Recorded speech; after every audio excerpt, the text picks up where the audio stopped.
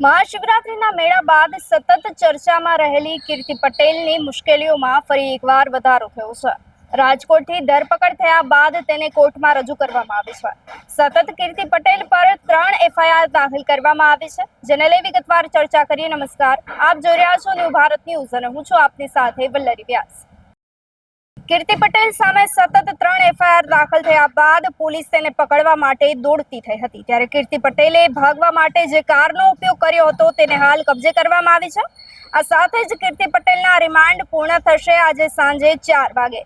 Remand પૂર્ણ થતાની સાથે તેને કોર્ટમાં રજૂ કરાશે। કીર્તિ પટેલ ઉપરાંત બાકીના ફરાર 4 આરોપીઓની શોધખોળ હાથ ધરવામાં આવી છે। તમામ મામલે જૂનાગઢ પોલીસમાં કુલ 3 ફરિયાદ દાખલ કરવામાં આવી છે। પ્રથમ ફરિયાદ મહિલા પોલીસ અધિકારીએ નોંધાવી છે, જેમાં ફરજમાં રૂકાવટ અને મહિલા પીઆઈને જાનથી મારી નાખવાની ધમકી આપવાનો આરોપ લગાવવામાં આવ્યો છે, તો બીજી ફરિયાદ પ્રભાસ પાટણના સાધુ દ્વારા નોંધાવવામાં આવી છે, જેમાં મૃગીકુંડમાં સ્નાન કરી અને સંતોને આસ્થાને ઠેસ પહોંચાડવાનો આરોપ લગાવવામાં આવ્યો છે। 21મી ફેબ્રુઆરીના રોજ એક સ્થાનિક યુટ્યુબરે પણ તેની સામે ફરિયાદ નોંધાવતા કીર્તિ પટેલ સામે 3 એફઆઈઆર દાખલ થઈ ગઈ છે, જેમાં કીર્તિ પટેલે તેના અન્ય 5 સાથીદારો સાથે મળી અને આ યુટ્યુબર પાસે 20 લાખ રૂપિયાની તોતિંગી ખંડણીની ઉઘરાણીની માંગણી કરી હતી। ઉપરાંત રોકડ રકમની પણ માંગણી કરી હતી। રકમ ન આપે તો તેને ખોટા બળાત્કારના કેસમાં ફસાવી દેવાની અને જાનથી મારી નાખવાની ધમકી આપતા સમગ્ર વિસ્તારમાં ખળભળાટ મચી ગયો હતો।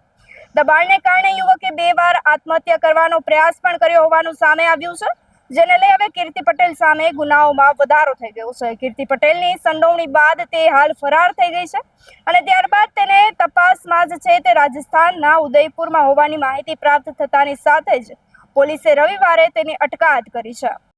તો હવે જે છે તે કીર્તિ પટેલને જૂનાગઢના કોર્ટમાં રજૂ કરવામાં આવશે અને ત્યારબાદ તેને શું સજા ફટકારવામાં આવશે તેના પર સમગ્ર ગુજરાતની મીટ મંડાયેલી છે।